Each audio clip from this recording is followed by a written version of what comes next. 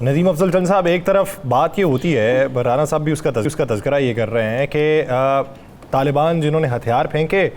तो उन्हें कौमी धारे में शामिल किया गया और यहाँ ये कहा गया कि इनको लाके यहाँ पे बसाया गया और बारूदी सुरंगें बिछाई गई। तो दूसरी तरफ कच्चे के डाकुओं के मजालिम जो हैं वो आज तक हम बर्दाश्त करते आए हैं और कर भी रहे हैं। और पाकिस्तान पीपल्स पार्टी की तरफ से ये कहा जाना कि जिन्होंने हथियार फेंक दिए हैं उन्हें कौमी धारे में शामिल कर लें, वहाँ पे फलाह बहबूद के इक़दाम उठाएं, आम माफ़ी का ऐलान कर दें, तो ये किस हद तक कारगर होगा? देखिए जी,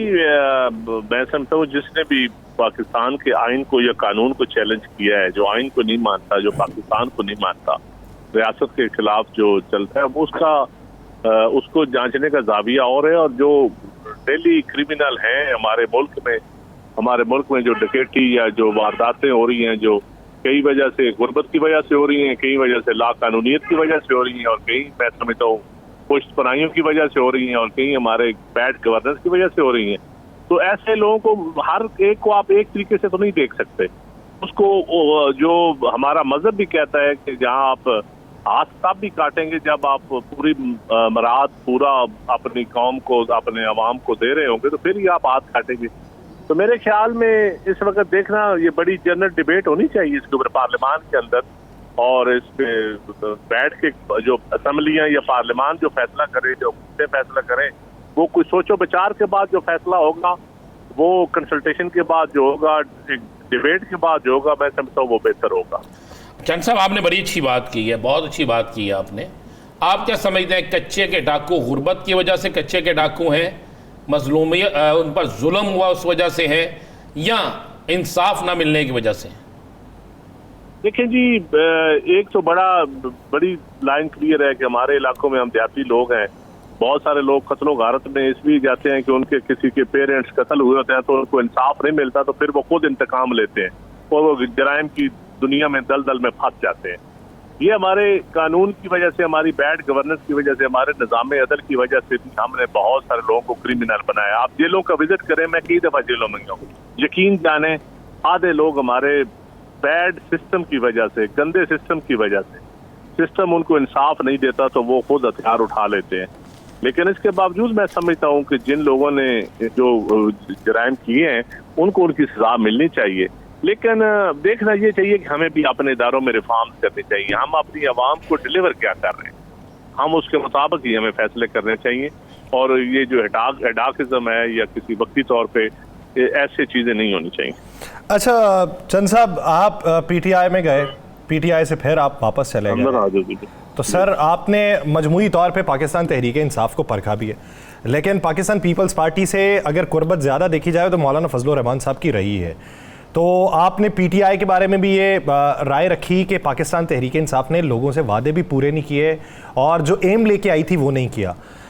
मौलाना साहब का ये कहना है कि अगर इत्तेहाद हो तो वो मारूजी हालात के ऊपर ना हो, कि मकासद पूरे होने पर लोग शहबाज शरीफ और आसिफ जरदारी बन जाएं। कौन से मकासद थे कि जो पूरे होने पे मौलाना से रास्ता काट लिया गया? देखिए जी, मौलाना बड़े मंजे हुए सियासतदान हैं, और मौलाना मैं समझता हूँ कि इस वक्त जो उनके आसिफ अली जरदारी साहब के साथ जिन्हें जाती मरातम है, शायद इतने किसी से भी नहीं है। फिर मियां नवाज शरीफ साहब के साथ उनके जाती मरातम है। तो अब ये वो अपनी खुल के वजाहत करें कि उनसे कौन से वादे किए गए थे या किसने किए थे। तो मेरे ख्याल में जो जरदारी साहब ने उनके साथ जितने भी आज तक वादे किए हैं, 2008 में किए हैं या 13 में किए हैं या 18 में किए हैं, वो तो सारे पूरे किए थे। और उनकी वजह से बहुत सारे मामलात में अपने लिए खराबी भी पैदा की। उनकी दोस्ती की वजह से सिंध में उनकी पार्टी को बड़ी गुंजाइश मिली कदम जमाने की, जो कि सिंध एक सूफियों की धरती थी। वहाँ मुल्ला इज़्म को लोग नहीं मानते, वहाँ दूसरे मकातब फिक्र या सूफी इज़्म के या वो लोगों की अक्सरियत है। मैं समझता हूँ पीपल्स पार्टी के साथ कुर्बत की वजह से उनको बहुत सारे फायदे मिले। लेकिन जहाँ तक उनकी इस बात का तल्लक है तो इसका जवाब मैं नहीं दे सकता, ये तो वो खुद ही दे सकते हैं कि क्या वादे हुए थे। मुझे उनके वादों का पता नहीं है और मैं मौलाना साहब की ज़ात पे वो कमेंट्स भी नहीं करना चाहता। चंद साहब, आप मौजूदा बजट को कैसा समझते हैं? बजट देखिए जी, बजट دیکھیں بجٹ جتنے بھی اس ملک میں ابھی تک یہ جو پچھلے 5-6 سالوں میں جو آ رہے ہیں،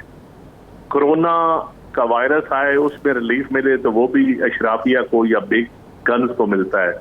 اور بجٹ بھی دیکھا جاتا ہے، بجٹ بھی جب بنائے جاتے ہیں تو یقین جانیے اشرافیہ اپنی مراعات وڈرا کرنے کے لیے تیار نہیں۔ چند صاحب بات ایک یہ ہے کہ اختیارات ہونے کے باوجود بھی اگر تمام لوگ جب بجٹ پیش کریں اس کی منظوری کے بعد جب حکومتیں چلی جائیں تو یہی کہیں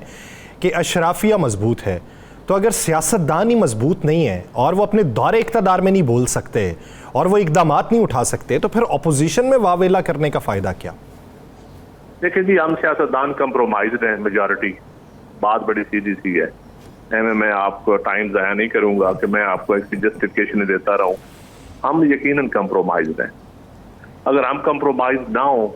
ہماری بی ٹیم سی ٹیم تو کبھی ہم آپس میں بیٹھتے ہیں تو سارے سچی باتیں کرتے ہیں، لیکن جب میڈیا کے اوپر یا فلور آف دی ہاؤس تو پھر تقریباً 40% سچی باتیں ہوتی ہیں، 60% ہم حالات وہ کہتے ہیں نزاکت حالات، جو حالات نزاکت حالات کا گزارا کرتے ہوئے آگے گزر جاتے ہیں۔ آپ نے جن صاحب، آپ کی ایک کوالٹی ہے کہ آپ ہمیشہ بول جاتے ہیں اور حالات جیسے بھی ہوں یہ آپ کی ایک کوالٹی، ہم اس پہ ہمیشہ آپ کو اپریشیٹ کرتے ہیں۔ تو آپ کیا دیکھ رہے ہیں جب یہ بھی بجٹ اتنا اچھا نہیں ہے تو پیپلز پارٹی اپنی شرائط پر اس بجٹ کی حمایت کرنے جا رہی ہے جو سننے میں آ رہا ہے، تو شرائط میں یہ بھی آ رہا ہے کہ آپ کے ایڈمنسٹریشن پنجاب میں آپ کی مرضی کی ہوگی یا آپ کا حصہ ہوگا، عوام کے لیے کیا آپ نے اس میں مانگا ہے؟ دیکھیں میں اس کمیٹی کا حصہ ہوں، عوام کے لیے مطالبہ یہ ہے کہ ہمارا پہلے دن جو ان سے ایگریمنٹ ہوا تھا وہ لوکل گورنمنٹ الیکشن انہوں نے 1 سال میں کروانے ہیں، تو ہمارا مطالبہ تھا کہ 3 مہینے گزر گئے ہیں، آپ نے ود کنسلٹیشن پولیٹیکل پارٹیز کے ساتھ آپ نے لوکل گورنمنٹ سسٹم بنانا تھا، آپ نے اس کے اوپر کوئی نہیں، پھر آپ نے گڈ گورننس دینی تھی، تو تمام نگران دور کی انتظامیہ لگی ہوئی ہے، اپنا تو کوئی نون لیگ نے ابھی تک کوئی ویژن دیا نہیں ہے، کوئی policy, health policy, education policy, کوئی ایسی گورننس کی پالیسی جس کے اوپر ہم کہیں کہ نئی گورنمنٹ آئی ہے تو نیا نظام آ رہا ہے۔ تو یہی ہمارے مطالبات تھے کہ ہمیں بیوروکریسی میں یا ان چیزوں میں کنسلٹیشن میں شامل کریں، اور گڈ گورننس کے لیے ہم نے کوئی تحصیلدار یا ASI بھرتی نہیں کروانے، ہم کہتے ہیں نہ ہم نے کوئی پولیس میں سفارشی بھرتی کروانے ہیں، نہ ہم نے ٹیچرز میں بھرتی، لیکن ہم یہ کہتے ہیں کہ ہمارے آدھے اسکول بند پڑے ہیں ٹیچروں کی وجہ سے، ہمارے ہاسپٹل آدھے بند پڑے ہیں ڈاکٹر کی کمی کی وجہ سے، لوگوں کو دوائی نہیں مل رہی، لیکن چند صاحب ایک سادہ سی بات ہے سر سادہ سی بات ہے، یہ انتظامی طور پہ آپ انجیکٹ بھی کروا لیں گے، آپ مین پاور بھی مکمل کر لیں گے، لیکن بنیادی طور پہ جو بجٹ کی منظوری ہے سر اس میں تو وہ ٹیکس نیٹ جو بڑھایا گیا وہ تو کم ہو نہیں سکتا، وہ جتنے لوگوں کے اوپر لگے گا۔ دو طریقہ کار ہوتے ہیں، اگر آپ ایماندارانہ بنیاد پہ ٹیکس نیٹ لگائیں نا، بڑھائیں، عوام کو پتا ہو کہ آپ ٹیکس